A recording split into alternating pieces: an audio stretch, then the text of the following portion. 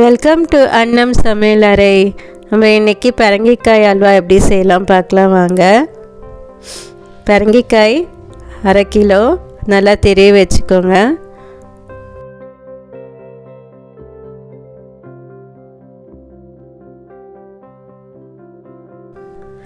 பால் 1/4 cup sugar, அப்புறம் 3 table spoon நெய் வச்சுக்கோங்க.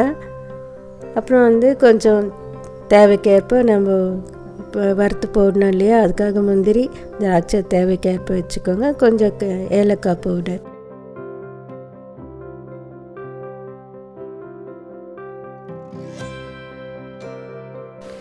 கடாய் வச்சுக்கோங்க. கடாய் சூடானதோ 1 டேபிள் ஸ்பூன் நெய் ஊற்றிக்கோங்க. நெய் ஊற்றின பிறகு நம்ம திரி வச்சுருக்க அந்த பரங்கிக்காயை அதில் போட்டு நல்லா வதக்கிக்கோங்க.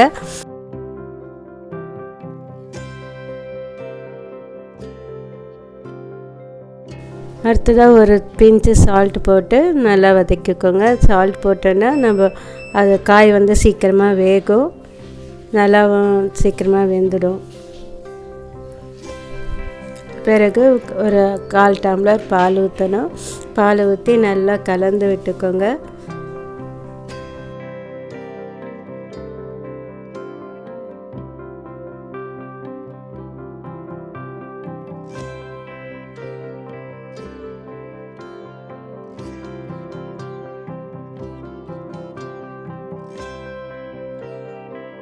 பால் ஊற்றுந்தோ கொஞ்சம் மூடிடுங்க. மூடின பிறகு ஒரு 2 நிமிஷம் நீங்கள் மூடி வச்சுடுங்க.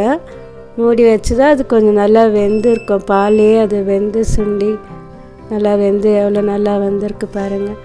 இந்த பரங்கிக்காய் அல்வாவில் நான் கலரே போடாமல் செஞ்சுருக்கேன். அந்த பரங்கிக்காயே அவ்வளோ கலராக இருக்குது பாருங்கள்.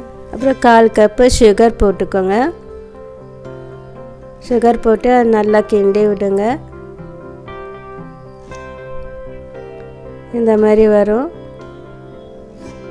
பார்க்கறதுக்கு ரொம்ப நல்லா பால்கோவா மாதிரி இருக்கும். நல்லா டேஸ்டியாக நல்லா இருக்கும். அந்த மாதிரி அது கொஞ்சம் தண்ணி இழுக்கணும், தண்ணியாக இருக்கும். கொஞ்சம் அந்த சுகர் போட்டதுனால அந்த தண்ணி இழுத்த பிறகு அது நல்லா வந்துடும். அப்போ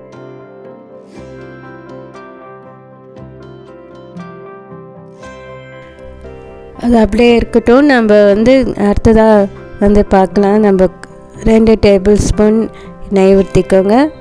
இந்த பரங்கிக்காயில் இப்போ கால்சியம் ரொம்ப அதிகமாக இருக்குங்க, பொட்டாசியமும் அதிகமாக இருக்குங்க. திராட்சை முந்திரி போட்டுக்கோங்க.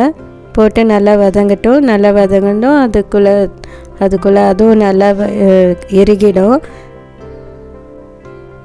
அதுக்குள்ளே எடுத்து போட்டு ஊற்றிக்கோங்க. ஊற்றின பிறகு பாருங்கள், எல்லாம் க்ளீனாக எல்லாம் இழுத்து நல்லா அல்வா மாதிரி நல்லா வந்திருக்கு.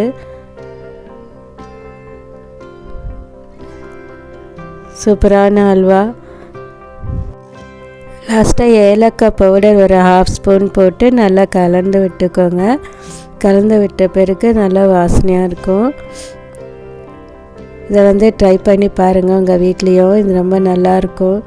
இந்த பரங்கிக்காய் அல்வா நிறைய பேர் செஞ்சுருக்காங்க, நானும் செஞ்சுருக்கேன்.